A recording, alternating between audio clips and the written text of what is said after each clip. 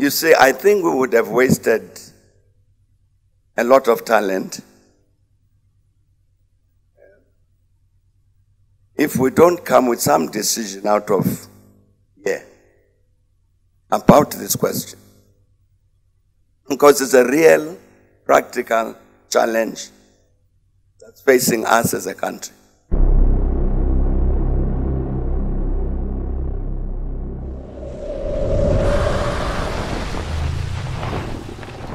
The 360 experience with Thomas M. Without further ado, can we all please give a very, very, very warm welcome to President MBEKI.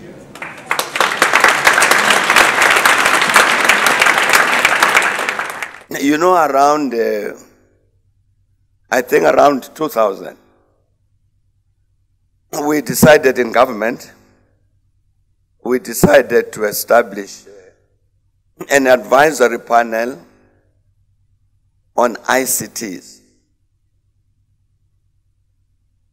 I paid an official visit to the US, 2000, and thought we'd take advantage of that to talk to some of the big corporate chiefs in this field, Microsoft,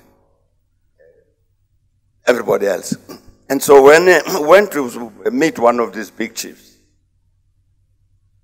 and I said to him, we were setting up this advisory panel,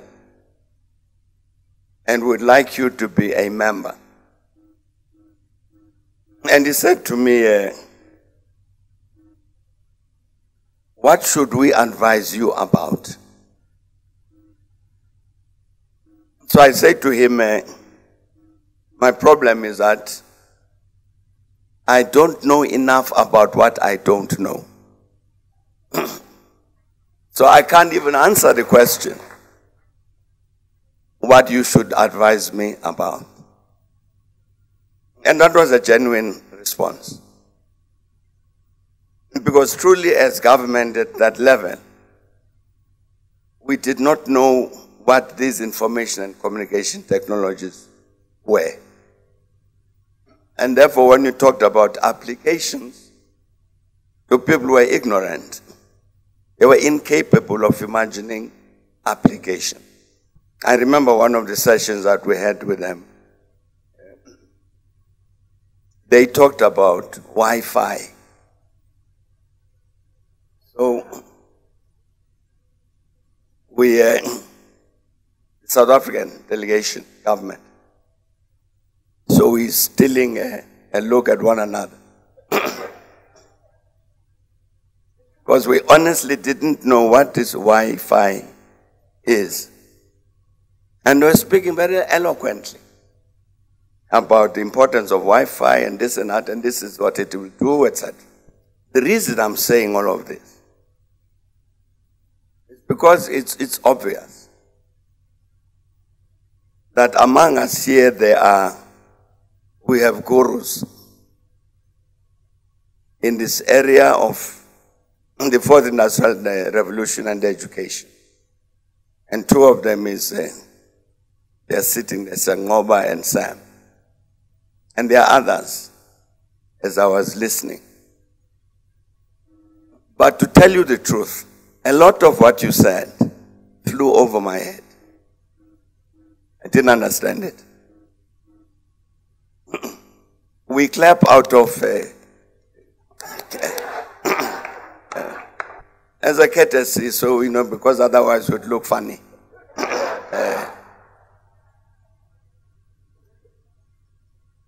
But certainly, I'm one of the people here who has learned something today.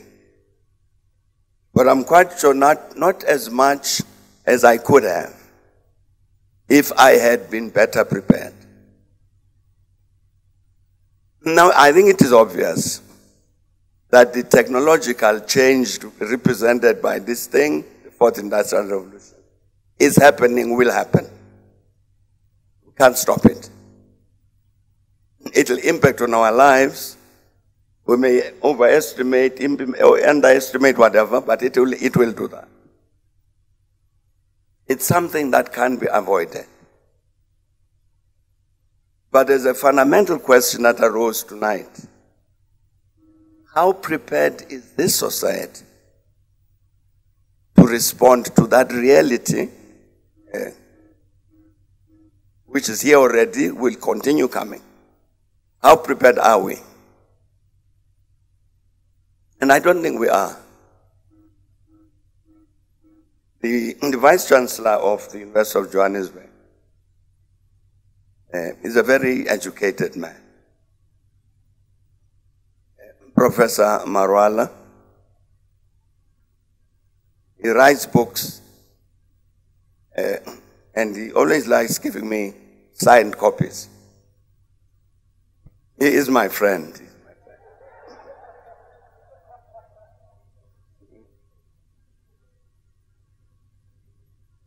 So we have titles like this, Artificial Intelligence and the Solution of Economic Forecasting. I open the book, I can't go beyond the first paragraph. I don't understand. Now, and Professor Marwala is insisting, and I agree with him, that it's important that the South African universities, all of them, should teach the Fourth Industrial Revolution. Because it's there and it's coming. Now, in the end, I want to make a suggestion. You see, I think we would have wasted a lot of talent if we don't come with some decision out of here about this question. Because it's a real, practical challenge that's facing us as a country. Is it possible for us that we get those of us who are skilled, knowledgeable, say, why don't we get together and prepare a 20-page document about what we need to do, what this country needs to do in order to respond to this particular challenge of the Fourth Industrial Revolution and education. Just to give you a small practical example of what might happen if we do that. You know, I'm a Chancellor of the University of South Africa. I agreed to do that thing because I knew that all you do is to hand out certificates.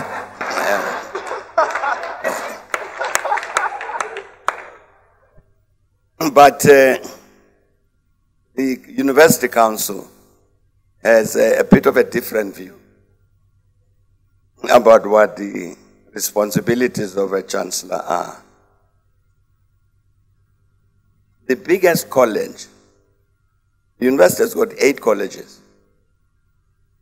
The biggest college is the College of Education, which produces almost 50% of the new teachers in this country. It's very big.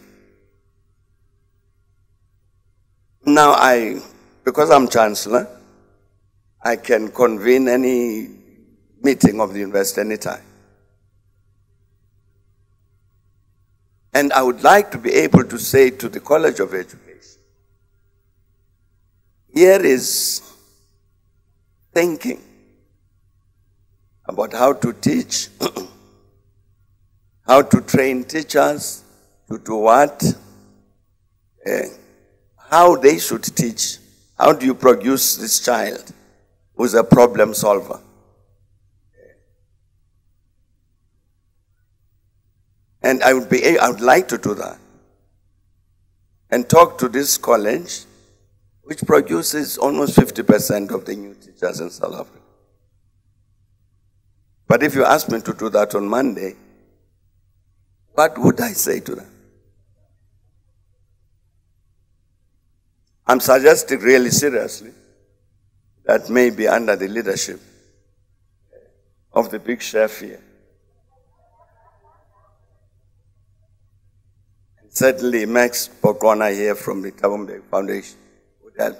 Why don't a few of us get together and really seriously put together something? A proposal so that this country can respond practically to this challenge.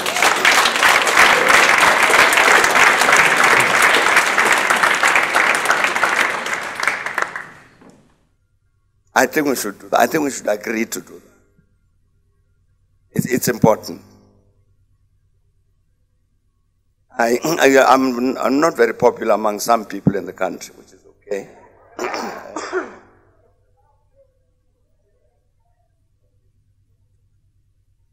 Because we have a national development plan. And I keep saying, it is not a plan.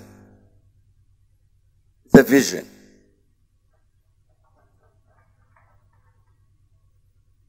And so when people say, now why are we not implementing? We're not implementing because there's no plan. The vision might very well be very good, very correct. But how do we get to produce what is contained in this vision? How do we get to deal with education for the Industrial Revolution in the manner that we're talking, in a way that actually produces results? So to do a plan of action on this area, which must take into account the fact that THABO MBEKI is absolutely ignorant. But you want him on board with regard to this matter, so you got to find a way of taking him on board, and therefore not speaking above his head and obliging him to clap out of courtesy. I think it's also important in this context that, as all of us know, we've got too many crises. I don't know where you would look in South Africa where you would not find crisis.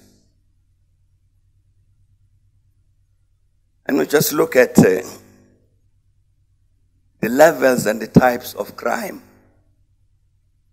There's something that's gone wrong in the community. Loss of respect for the law. Loss of respect for lives, for women. Something that's fundamentally wrong. Now, I'm saying you'd find that right across the board. So, we are all facing these emergencies and crises every day, which therefore reduces everything to the same common denominator. This area we're talking about for the Industrial Revolution and education is critically important. We need to present it in a way such that it's actionable and it's not just an area around which to make eloquent speeches.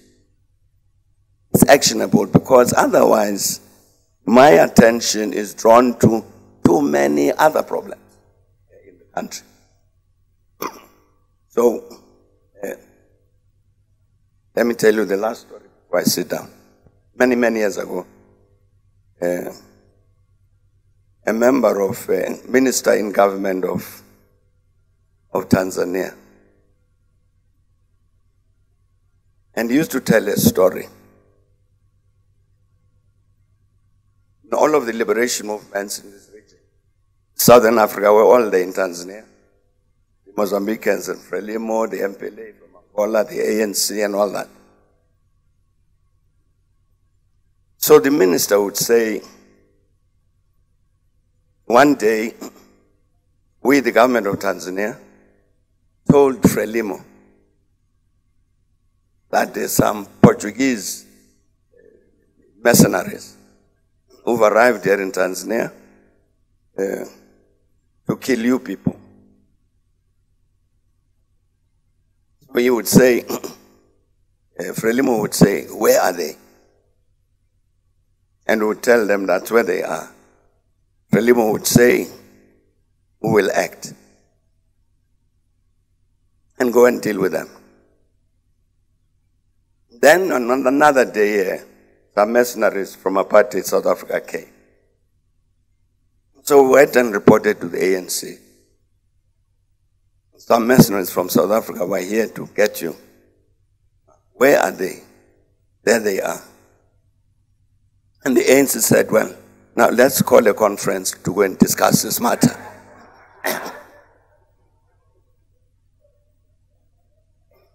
I think it's a bit of a national disease. We like talking about these issues. This is what ought to happen, should happen, da, da, da. I think we need to get beyond this stage of calling conferences and symposia. I have not discussed this with President Ramaphosa, but I will do it. Normally when the Parliament meets for the State of the Nation address, the presiding officers invite us to come as their guests. So I was at the State of the Nation address earlier this year. And President Ramaphosa, you remember, had been newly elected and delivered the State of the Address. And he said, some of the things he said, we've got a serious problem of unemployment, and therefore we're going to call a job summit. We've got a serious problem of low levels of investment in the economy. Therefore, we're going to call an investment conference. Oh, I was sitting there listening. Conference, I said, typical South African. I think let's go beyond this. And coming out of this engagement we've had today, really do this thing of producing something actionable so that we do indeed become part of this industrial revolution forth and have this impact we're talking about on education, which obviously would become a very major driver in terms of the transformation of the society in the direction that we want. That's the critical importance of the topic. I must also say to the youth about buying bricks.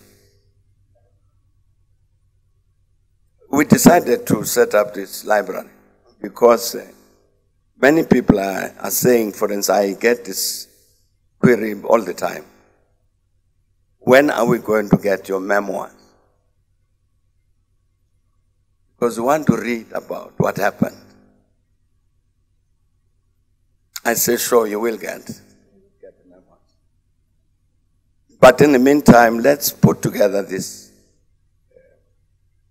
information. I can tell you, for instance, some of the information that will be there deals with the responses of the government from '94 to the financial challenges that we faced. Minister of Finance, how do you manage a rand? There was those old things, commercial and financial rand. What do you do about all this? Budget deficits, exchange rates. People were dodging taxes. We got a very detailed record of this. And I'm quite sure if anybody goes through that record, they will find that it will help them to solve our financial problems 20 years hence. So it's important to understand the nature of what would be in this library of this kind. That it has to be an instrument to help to change South Africa for the better. Not just to say, oh, I went to that library, I read something, oh, what a lovely story. But must be an instrument for change. A place where, for instance, the young people must come and say, how do we respond to our today's challenges? And maybe what is it that we can draw on from the past, which might help us to answer the question we're posing to ourselves now.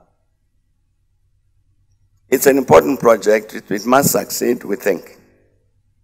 And I really wanted to say congratulations to the youth for taking a job of contributing, so that this thing, they also feel a sense of ownership. But in the end, thank you very much to our presenters, and apologies for the incident in the lift, but we did our best to keep ourselves busy. But thanks for everything you've done, and thanks to the chefs.